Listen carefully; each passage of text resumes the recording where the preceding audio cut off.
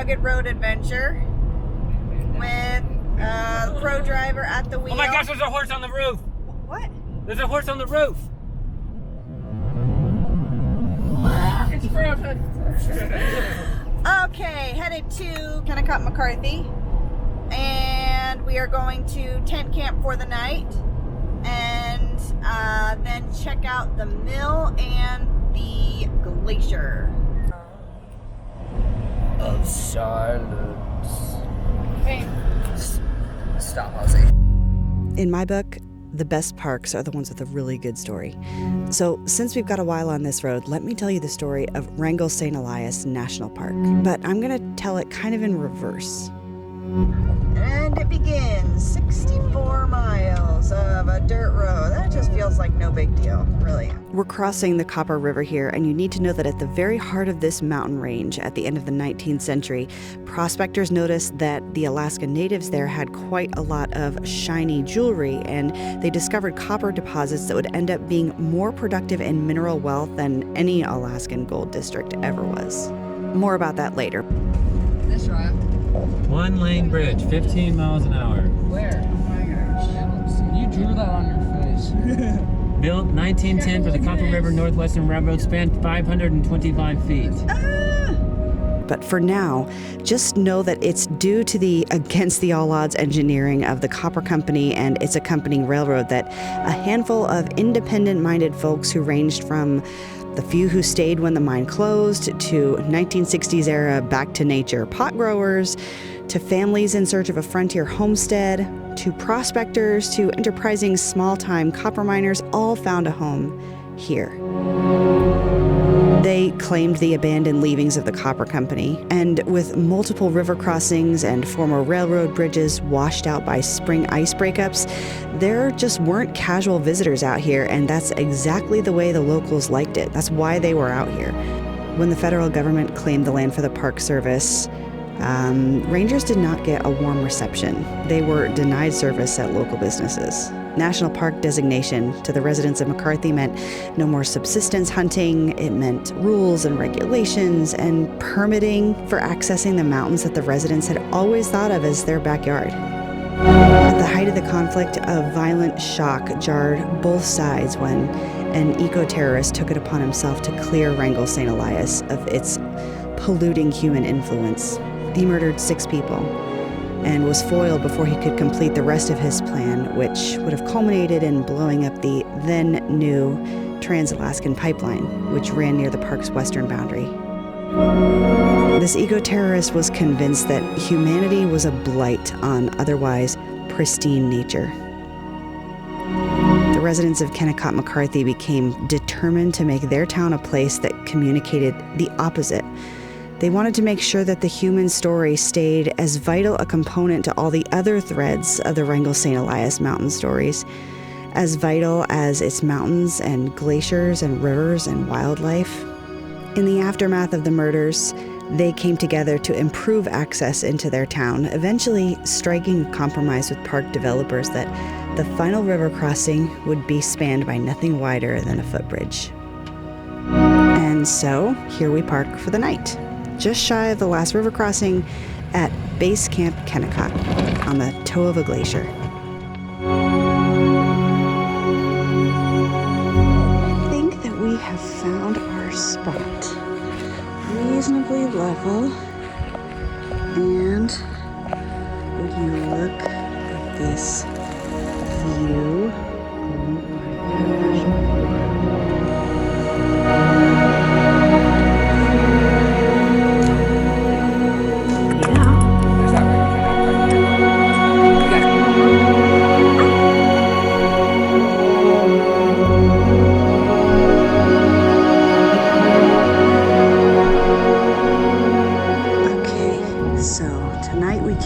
and tomorrow we will go across, take the shuttle over here to this copper mine and get a tour, and then go check out Root Glacier. That is a glacier. That is totally what I pictured when I think glacier. That is massive.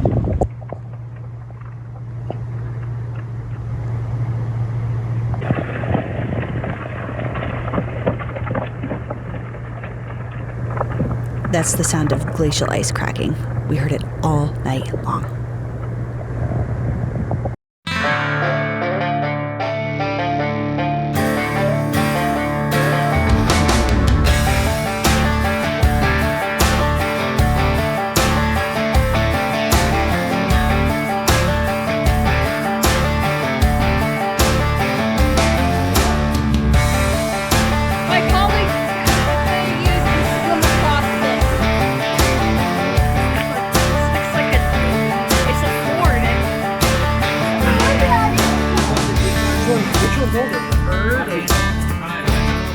Yeah, what is that?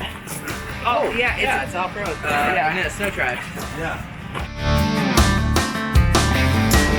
So, the copper mines.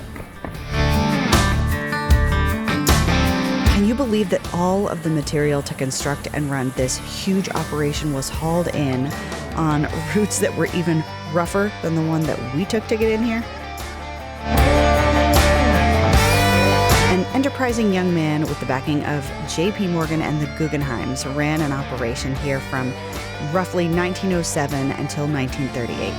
And when he finally closed up shop due to the failing price of copper against the immense expense of running this operation, he did it with 2 hours notice for most of the employees who were told to grab what they could and hop on the last train out. Because if they didn't, they'd be stranded here alone for the winter. So all of this equipment and supplies and even food in the company store all abandoned because it was cheaper to leave it than to haul it all out. So now you see what folks had to work with when they were setting up house here after the copper company left.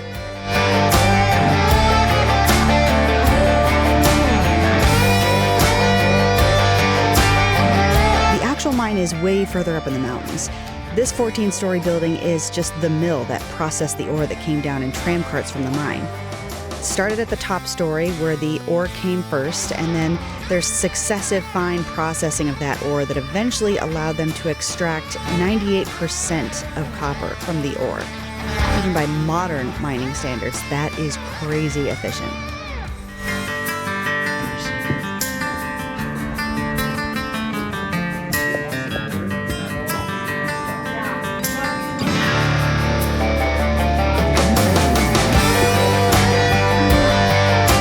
Grinders and crushers and shakers and chemical processes, and finally the finished product dumped into waiting trains to be taken on an improbably successful railroad line all the way to the coast for shipment to Tacoma, where the final smelting would be done.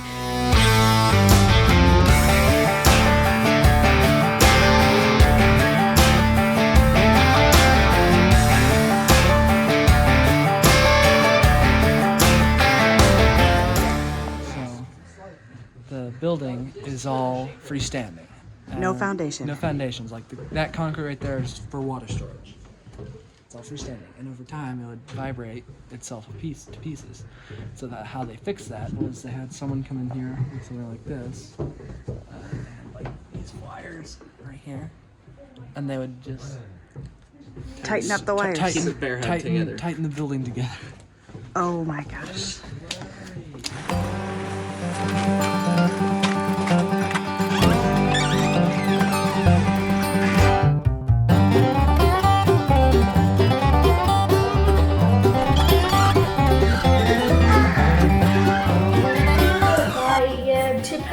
American cheese. Okay, American cheese is 27 cents.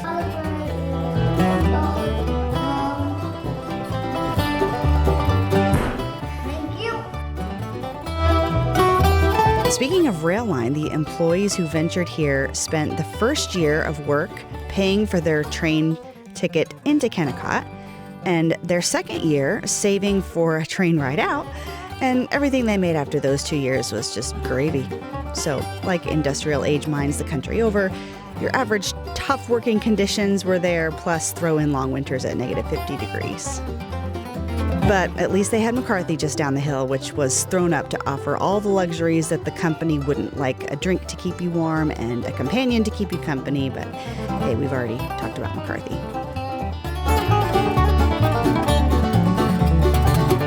Yellow stuff is all left from the 1970s, also just abandoned. All sorts of stuff to explore here.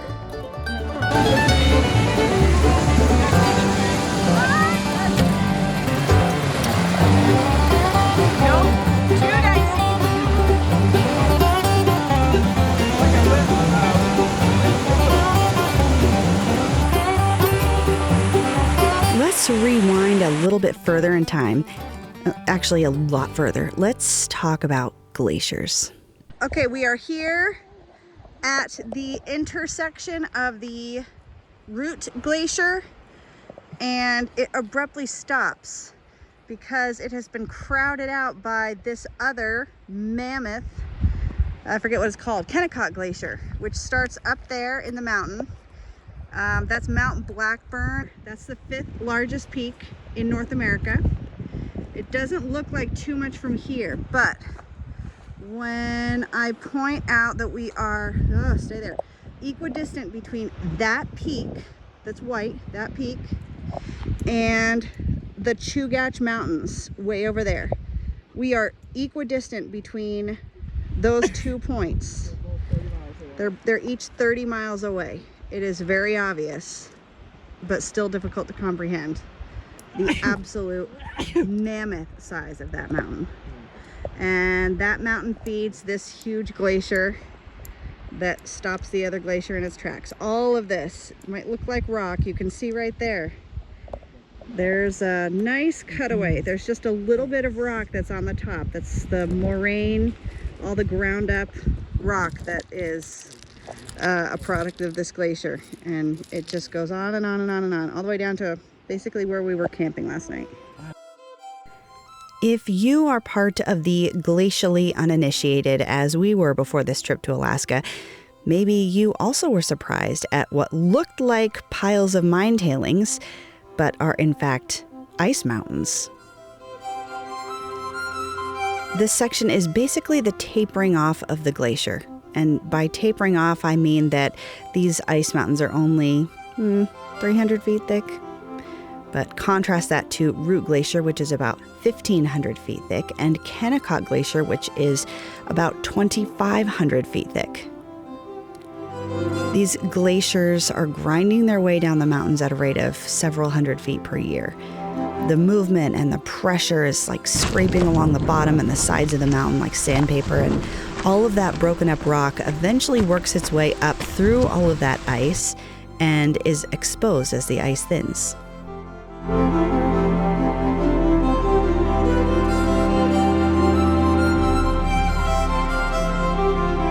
These are nature's bulldozers.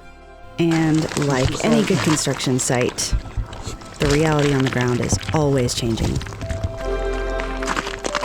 Some chess on a glacier.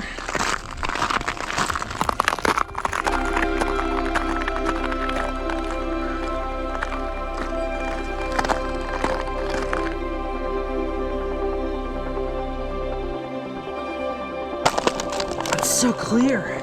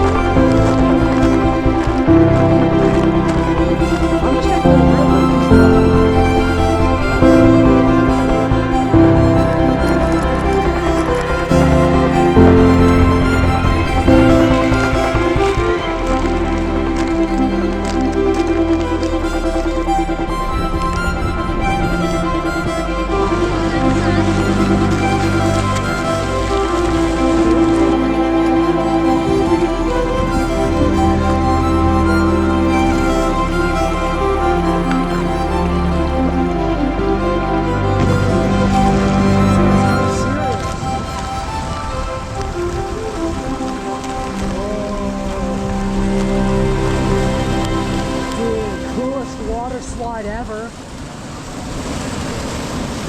That's sick. That'd be awesome. terrifying but sick. No. Dude, you shouldn't. Dude.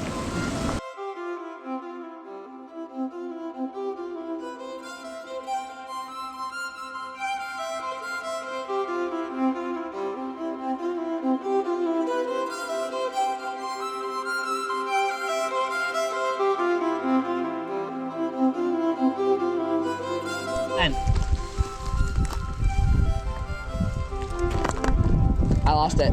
Java? I can still see it. Okay. Tess does not like this. Oh my gosh. Hold it right there. No. Tie knot! I got it. Pop. Tie knot. Shite, you had to hold it with It's right here. Goodness. Oh my gosh. That is. Should I walk back? Walk back. That's 6, Okay, 12. Hold on, John. Let go. okay. All right. Rafi, you're going to need to tie that rope to the GoPro, then 24. let it sink. Okay, so it's like 30 feet. 30 feet deep. Oh, I could dive down that deep. yeah, I guess it's 30 feet. I could dive down that All right, deep. let's go try. Hold on. Wait, Go watch the dive down. Rafi, give me. Wait, hold on, but it just landed there, but that might have just been on like a shuttle. You don't know if that's actually the bottom. Someone that crack. You got wet. Hide the GoPro. Well, Papa? Ozzy, you stay back. 12, Up. Hey, did you guys hear that? 18, 24. I'm not leaving until I get a video with the GoPro. I refuse. Alright, Rafi, give me that. Your face. With those No, you're not doing it. No, okay, Papa. We're going to need. Okay. Okay. Tie to the girl. Goodbye, GoPro. Yes! Is it coming? Yeah.